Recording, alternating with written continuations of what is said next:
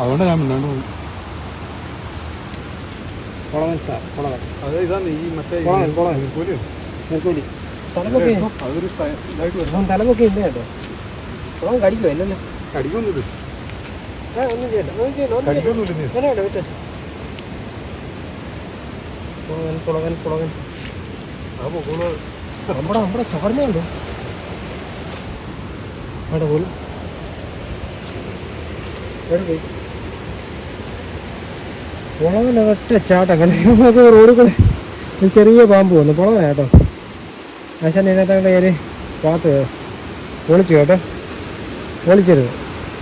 ഇപ്പം എങ്ങനെ ധൈര്യം. വേറൊരു സംഭവം നിങ്ങളെ കാണിച്ചു തരാം. ഇത് കണ്ടോ, ഒരു വെള്ളച്ചാട്ടം കണ്ടോ? വാവ്.